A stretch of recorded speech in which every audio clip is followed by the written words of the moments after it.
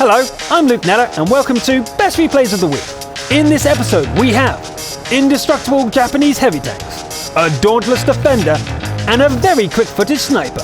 Enjoy the show!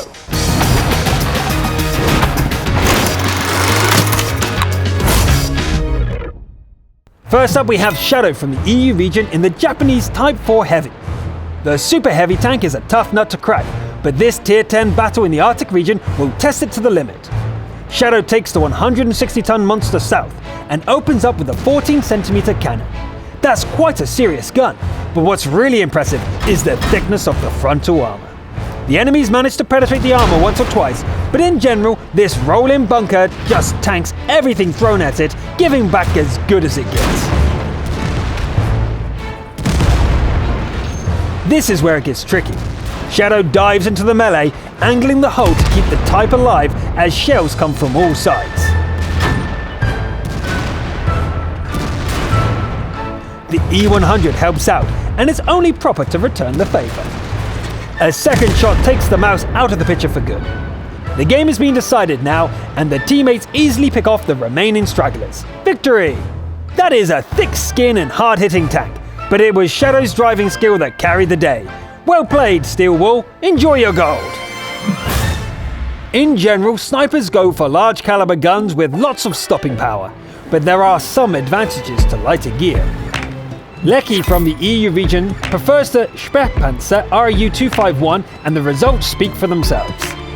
The hunting ground is swamp, and the enemy team is full of tier 10 targets. Lecky sprints to a firing position and starts pumping rounds into the distant enemies. A fierce T-30 becomes the first catch of the day. There are quite a few targets here. No kills this time, but a lot of damage is dealt. Lecky heads back north and runs straight into a Jagdtiger. Quick thinking and an agile tank are the sniper's best friend here. Shoot out the track, and even the biggest TD is helpless. The next target is a T-62A, engaging some friendlies. It's a tough opponent, but from this angle, it's at the sniper's mercy. The enemies are down to a single tank, so Lecky picks an elevated firing position and ends the match in style. Victory! Good tactics and accurate shooting. The sniper's award is well deserved.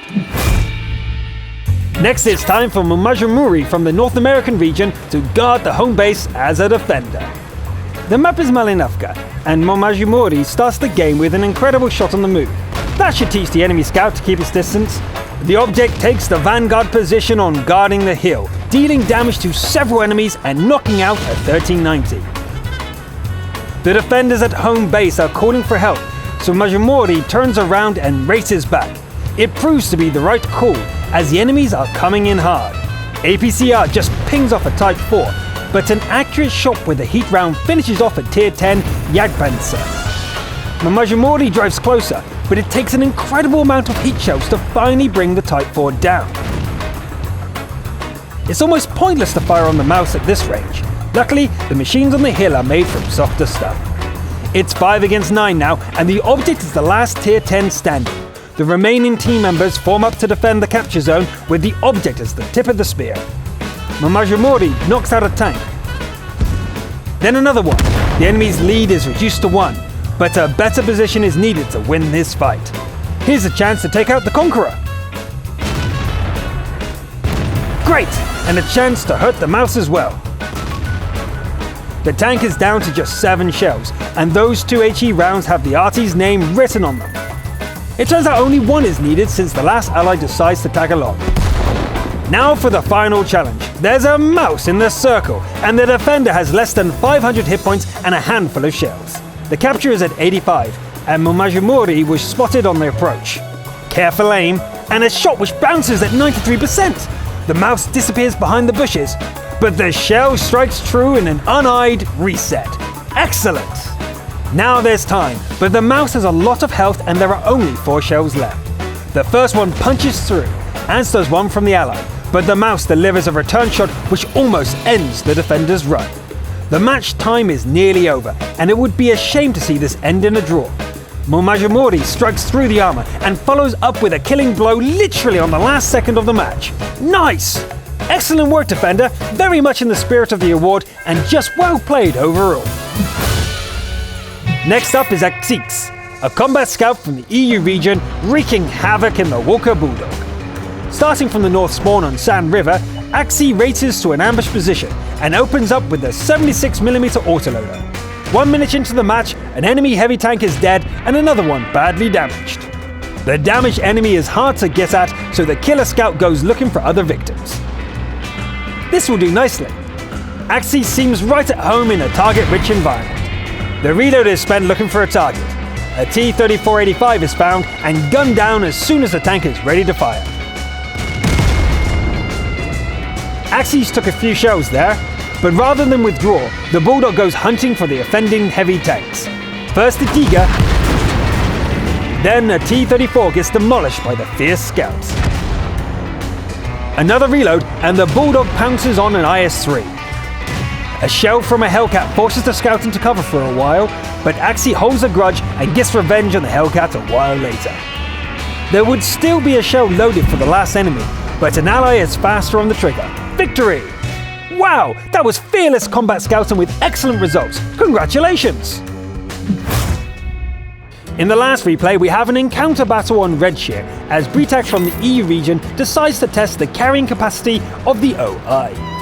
This thing looks even stranger than the Type 4 from the first replay, and it seems like it can barely move its bulk. The cannon seems to work fine, however. The enemy force in the eastern choke point includes a Diga 1, the only Tier 7 heavy in the match. Britak doesn't seem too impressed as the clumsy-looking OI tears the enemies to shreds. Climbing this slope would have been hard enough without getting sandwiched between tank destroyers. Britak takes out the SU and an ally finishes off the Hellcat before it can do more damage. It looks like that friendly TD is the only ally left. The situation seems so one-sided that the enemies abandon their capture. The first kill-hungry opponent charges in and dies, but the poor ally follows it to the garage before the next shell is even loaded. The badly damaged OI is alone against 5 enemies. 3 enemies show up, but as long as they trade shots at range like this, the OI can deal with them. 1 down, 4 to go. But an enemy charges over the hill and gets behind the lumbering heavy. Britak has to focus on the larger enemies, and the light tank is free to do its worst. Which, it turns out, is not very much. The Crusader fights furiously, but without causing any actual damage. The OI, on the other hand, punches out the enemies one by one. The heavy turns to crush the Crusader, and the light tank goes for a desperate round. It actually works! The behemoth's track breaks, and the light is too close to kill. The last serious enemy comes over the hill, and Britak blows it up before it can fire a shot.